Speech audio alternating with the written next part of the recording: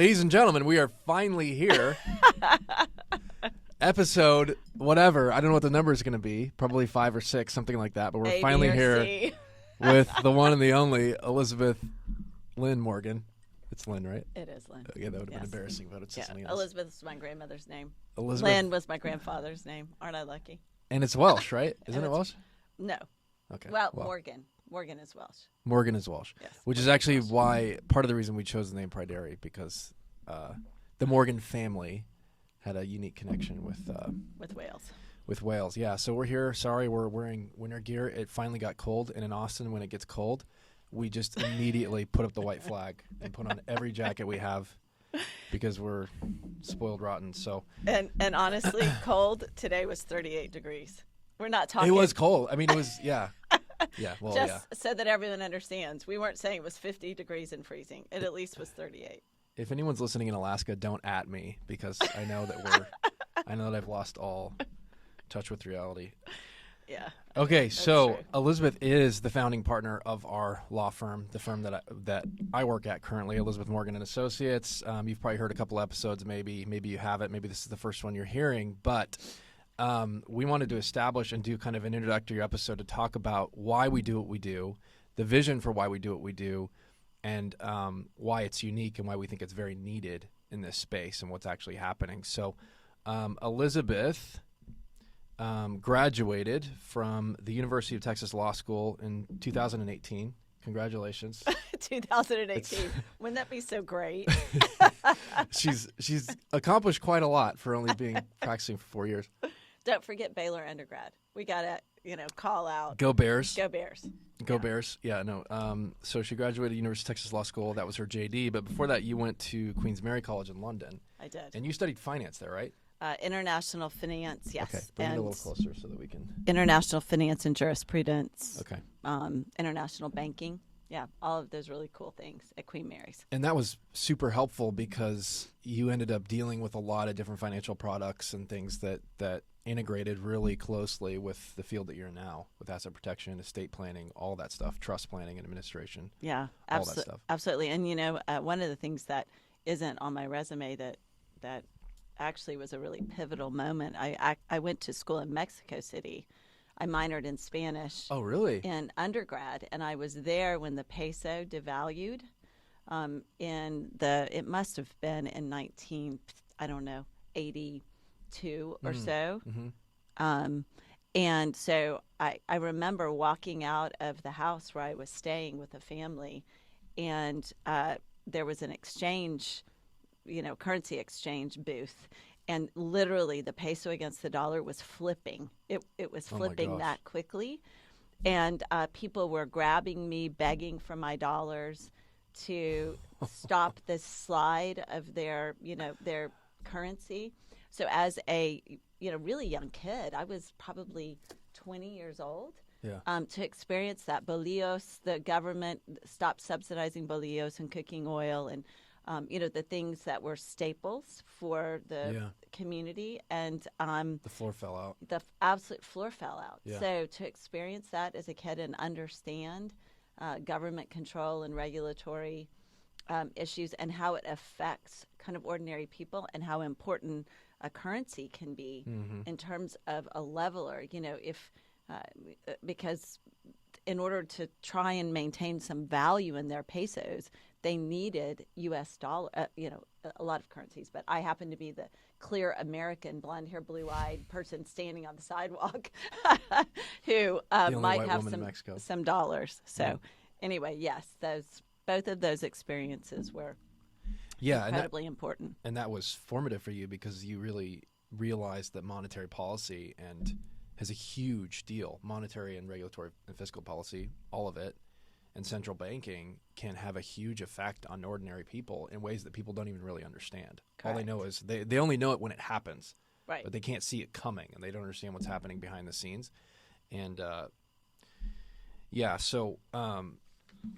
maybe we'll just launch into that now then. So, part of the accusation, I will say, the allegation against asset protection as a field of legal practice is that you're just basically doing favors for rich people and fixing all their backdoor deals and hiding money overseas so they don't have to pay taxes, et cetera, et cetera, et cetera. But your perspective on this, and when I first started working on here and hearing this from you, is totally different. From your perspective, this is actually a robust part of the private economy that has to exist in order for the American system to actually function. Because as things get more and more centralized, and as more and more power becomes centralized, currency power, regulatory power, and you get more and more pushback against private property, it ends up going in bad directions. So right, absolutely, and I think that, and we can flesh this out just a little bit more in these next few moments. But the concept that asset protection is somehow going to the dark side, right? And it can be viewed that way. When I left the big law firm to do this, absolutely, I had gone to the dark side. But I was raised by a dad who was an economist and, had some military intelligence background, and and then had some very strong kind of pro-freedom constitutional views. And so the idea of a free economy and a free market and the way capitalism is supposed to work, not crony capitalism, but actual free trade movement of goods and services, requires and really demands that that ordinary people like you and I have the ability to freely trade in goods and services without centralized management. The idea is that the market's going to adjust for itself, right? So, so the, just going back to that, currency issue, if those individuals had been able to, handle the situation themselves without kind of centralized oversight, perhaps it would have been a different result. And I know a lot of people will argue, no, we need this regulatory body because ordinary people aren't going to be able to adjust appropriately. And I'm not saying, and as these podcasts go on, I think it will become more clear. It's not that we're saying that regulation is bad. I mean, some regulation is really good. But the concept of a free market economy where ordinary people can establish businesses and can figure out a way to compete in a way that benefits themselves and their communities is really integral to the American dream and to our Constitution. Yeah. So the ability to manage capital, to own and manage capital, is unique to our system. So just to give like a broad perspective too, you have two big sectors of the economy. You have publicly traded and regulated businesses, right, and then you have private equity, which are owned by individuals or small groups of partnerships or whatever it is. And we work mostly on the private equity side. We do very, very little with the public side, but the difference comes into play because you have these huge multinational corporations that have so much lobbying power and so much ability to affect change in the regulatory system. And it becomes this the Venn diagram gets smaller and smaller and smaller between big business and between government interest. And so what ends up happening is the people that get squeezed are the private equity side of things. right, So as he has a government has more and more ability to manipulate the currency, to regulate public business, and then the public business goes after its only competitors, which are private businesses. And so what ends up happening is you have nobody defending the smaller private side of things, and because everybody and more people are getting centralized and consolidated into the public side of things. That's just the way that's generally how I look at it. And so from our perspective, if you have privately managed capital, businesses, small businesses, family offices, estate plans, trust administration, all that kind of stuff, on the private side, it's super integral to the whole American system, and that's unique in the Western world. Really, it's based on a Judeo-Christian concept of private property, which does not exist in every country. I mean, right.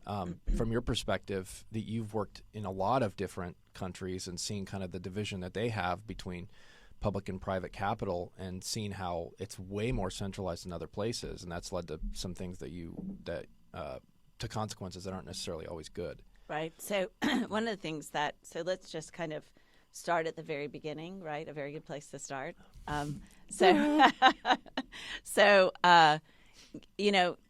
America was founded by a group of individuals, primarily, business people, right? And farmers, people who understood how, I have to put money into a crop and then I have to sell it. And what happens if I have bad weather? And, there are all of these issues that can go into those kinds of things, right? But it was our country is a unique social experiment, an economic experiment. Yes. And, I would encourage, one of the things I'd love us to do in the future is really talk about, a lot of those, of the writings and the thinking of the individuals who founded our country, because it's absolutely amazing how much thought went into it. So in order to understand our Constitution and our legal system, first you have to look at where were these individuals coming from. They were coming from primarily European jurisdictions that didn't have concepts of free capital, right? You had heirship of property. It had to pass in accordance with very strict rules. It only went to the oldest son. It didn't go to the daughters. There was restrictions on transfer. On transfer. So there was no ability for the middle class. If there was a debt, if you had a debt, you went to prison, right? There was no way to reorganize your debt. So who is going to take a risk if you're going to go to prison? There was no ability for any upward movement from a lower socioeconomic class. I mean, clearly not a caste system, but almost, right? Because if you don't have the ability as an individual who was born without money to borrow money, take a risk, have a business, etc., there's not going to be free movement of capital. So our forefathers came from those environments and were deep thinkers and established a system that had some really important components to avoid the problems they had seen in their home country. So a couple of them are the concept that it would be against our public policy to restrict alienation of property. So that's a very by alienation, you mean transfer. Transfer. Give it to whoever. You don't have to give it to somebody within a title of nobility or whatever. You can just give it to. You can sell it to whoever. Whoever you want. Yeah. That's right. Thanks for giving me the ordinary. No. Just trying to. Yes. Just trying to normalize a little bit. So that's one concept. Another concept that is integral to the system is the concept of bankruptcy. So in all other Western countries, you have the concept of a receivership, which is better than debtor's prison, right? But it's only a little bit better, because what happens in a receivership is if you owe me money, Kevin, I can go to a court and say, look, he owes me money. Appoint a receiver to take whatever he has and then pay me back until it's done. Then he can get that property back, right? That doesn't give you any ability. And what happens with all the other creditors? So if I'm the first creditor on the block, I get your assets. Now, there are some systems for, the creditors duking it out a little bit, but our system is different. It's a system of bankruptcy, which is also built on a Judeo-Christian concept of grace. If I am a debtor, right, and I don't have the means to pay back all the debt, I can go to bankruptcy court and petition the court and ask that my debt be discharged or forgiven, right? It's a free start. It's a start over. And that is unique to the American system, and it really is based on this concept that there are people who are worthy of receiving grace. It's a theological concept, and even in the Lord's Prayer, he says, "Forgive us our debts as we forgive our debtors." Right. He was making a very practical exclamation there. It was like, because at the time, if you in that system, for example, if you had debts, you just went to prison, like you said. Yeah. So it really is it is rooted in grace. This idea that money is not important enough to ruin someone's entire life permanently. So we have this concept of bankruptcy where you can discharge that. You can actually get a clean slate. Your credit might be terrible, but you can at least continue with your life and not be and you can move on, right? And what does that do? It does a couple of things. First of all, it encourages entrepreneurship, right? If I know that it's not going to be the end of the world if I don't succeed, then I'm going to be, I'm not going to be as worried about starting a business, borrowing money, et cetera. The other thing that it does is it allows people to start over, which is also something that's really important. If you want to have a free market economy, you have to encourage people to go out and try new things, right? Now, on balance, the bankruptcy judges are federal judges. They're smart. They're going to make good decisions about whether and the creditors, by the way, are going to be arguing whether or not that debt gets discharged. So there are checks and balances in the system to make sure that individuals aren't, getting debt forgiven too readily. And I'd like to do a whole podcast on the 2005 Bankruptcy Act amendments to talk about the consequence, I believe, on our economy. But since right now we're still just talking about big picture concepts, one of the things that would be good for the audience to think about is if we didn't have our bankruptcy system, right, we end up in a government bailout kind of world, which I remember when Mitt Romney was debating with Barack Obama. Okay. When he was debating with Barack Obama, when they were running for president, and the issue came up, the difference between when General Motors had been bailed out by the government, right? So the question was that the right thing to do, or would bankruptcy have made more sense? And honestly, they were really talking about bailouts. And Barack Obama absolutely supported the bailout system. Mitt Romney, no matter what you think of him, Mitt Romney rightly said, no, bankruptcy is good enough, right? You don't want the government controlling who gets money. Right. You want a free market system to decide that, right? And I remember it was almost a pivotal moment when I went, oh my gosh, Barack Obama, brilliant, lawyer, is arguing for government bailouts. Right. And Mitt Romney, the businessman, is arguing for bankruptcy. And one of the things I realized is the majority of people don't even know the difference. They don't know why they should want or have a preference for bankruptcy versus a government bailout. And the reason you want bankruptcy instead of a government bailout is you don't want people with conflicted views and interests who might even own an interest in General Motors deciding that they get money versus XYZ car manufacturing company. I don't know, Saab, one of the companies that's gone out of business, right? Who decides what gets the money? Wouldn't it be better for those companies to come in front of a bankruptcy court with judges and their creditors and work it out instead of giving control to people who are conflicted, which will be a whole other set of podcasts. There's a specific line of creditors when you get in, and by line I mean an actual queue of who gets money first, who's a preferred creditor, who put the most on the line initially, et cetera, et cetera. Right. And the bankruptcy court goes through that very systematically and says you get money first, you get money second, you get this, you get what's left over. And what a bailout does is the government skips the line and just says we're going to pay who we want to pay. Right. And so it essentially became a whole nother, and I'm going to do this because it looks really funny. Y'all have been all looking at the bar over my face. I think this works, right? I think this is better. Yeah, as long as it's close, because that's what the headphones are for, so you can hear how loud it is. Yeah, but this is better, and maybe we should even, but with regard to the bankruptcy system, Kev, to the point you just made, absolutely.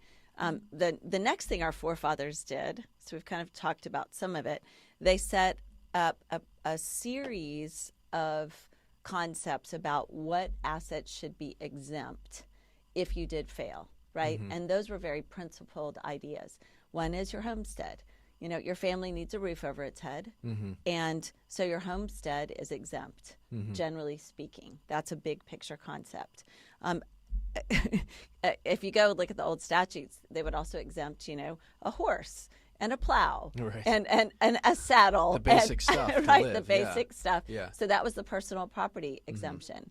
Then it grew to include things like life insurance, because life insurance also means that the provider for the family, when they die, there would be cash to take care of the wife and children or husband and children, et cetera.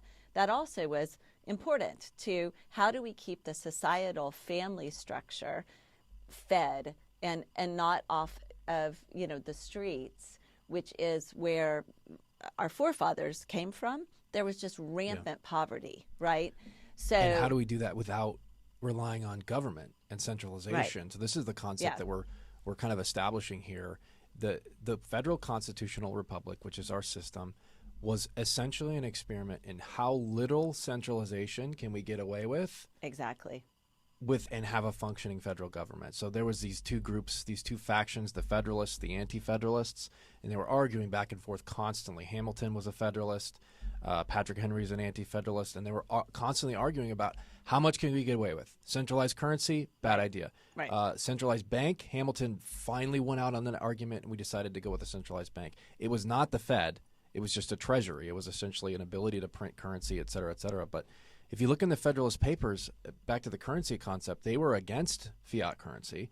They were against a lot of these concepts because they were fundamentally opposed to what they had just come from, or they were fundamentally aligned with the systems that they were trying to get away with, which is what you're talking about. So really the American system, what Elizabeth was talking about in terms of bankruptcy was you had essentially a lot of farmers, a lot of small business people, a lot of people that were just wanting to make their own living in the most liberty-friendly place possible. Right. I want to make as many decisions for myself as I possibly can with as little government intervention as possible, with enough centralization to make a decision, to provide for some basic amenities, to have a military so that we're not vulnerable, but that was it. And then beyond that, so even in these bankruptcy concepts, which is what Elizabeth is talking about, we don't want to have to, if we lose everything in bankruptcy, we want to have the ability to start over by ourselves and not just get a check from the government. We want to still have a plow, still have a home, still have a farm, still have a life insurance policy so that we can continue these things on our own without having to call the state of Texas or having to call the federal government and get money from them. So that's kind of like the system that we live in is one that prefers liberty to centralization, which has its consequences. That's right. It has its consequences. People can make bad decisions with liberty. But that was the trade, ultimately, that our forefathers were willing to make, which is that we'd rather have liberty and less centralization because we think it's a better path, ultimately. And to that point that you just made, because this was built on Judeo-Christian values, and of course, the Reform movement in England and in Europe was also part of the driver. So a lot of the people, my family, my forefathers came in 1639 and 1642 as part of the Reform movement. And if you think about it, that too had its underpinnings, and we want liberty. Yeah. We want to be able to read the Bible in our own language. We don't want someone to tell us what it says. And then once they started reading it, they went, Holy Toledo, wow, right? There's some great concepts here. I don't think they said Holy Toledo, just in case, exactly. Just a little disclaimer. Okay, but that too was part of the driver. But unfortunately or fortunately, in order for that system to work, it's based on two really important concepts: personal responsibility and accountability, and sacrificial or servant leadership, right?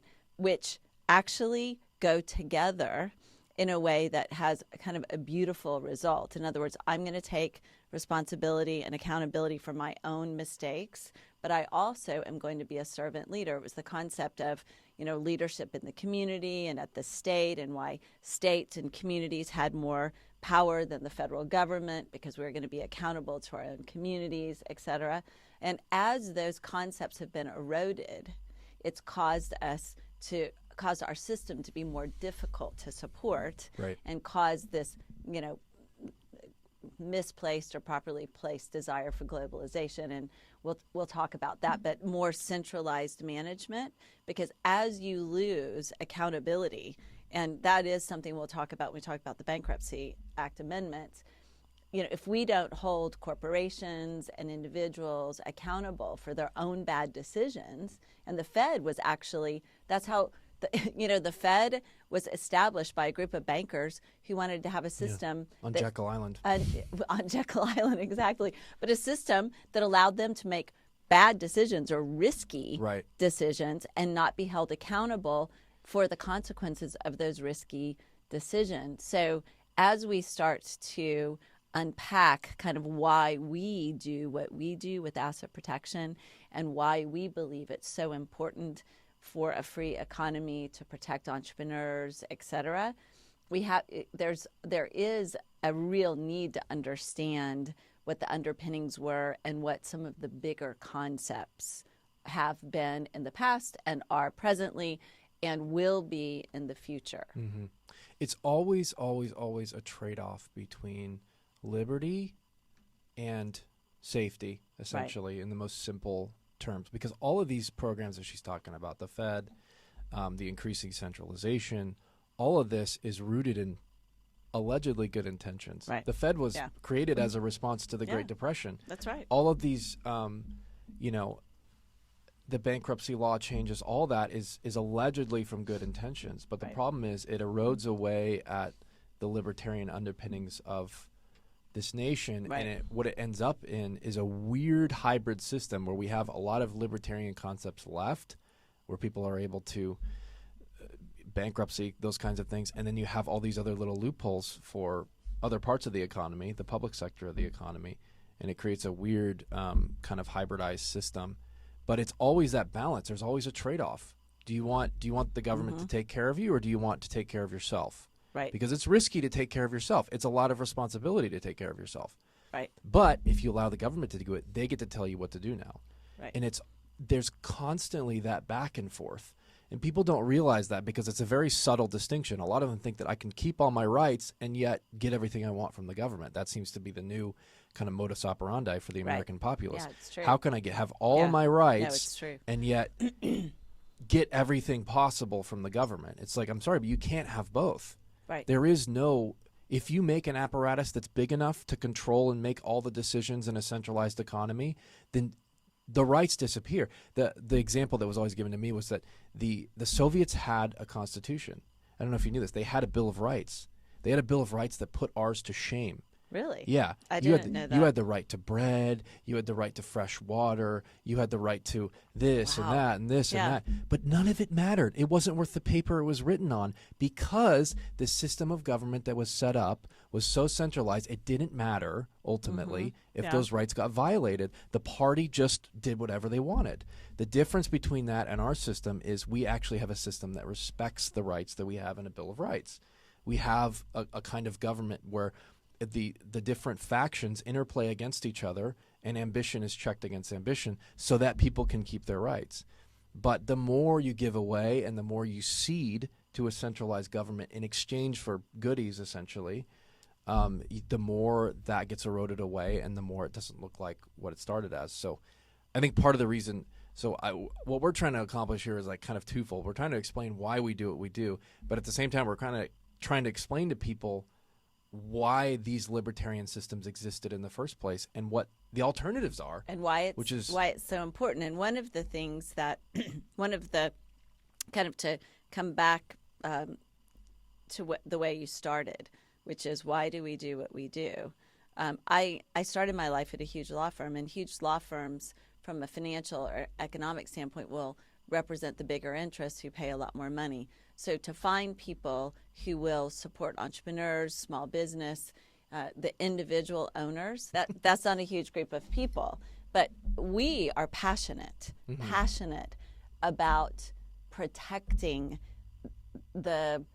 giving entrepreneurs the tools they need, because we really, really, really believe, we don't just say it, it's not lip service, we believe that closely held business, entrepreneurship, small business is the backbone of a free economy, and we want to support that in all ways that we can. Some of it's the podcast, some of it is going to be materials and information to help them do that, because there is only a small group of people who will support that industry because the money, generally speaking, isn't there, right? The money gravitates up to, the larger interests. And as this shifts, right, so that we have more centralized management and money and control, the less opportunity there is for entrepreneurs to have resources that they need to achieve the balance, because there's always got to be a balance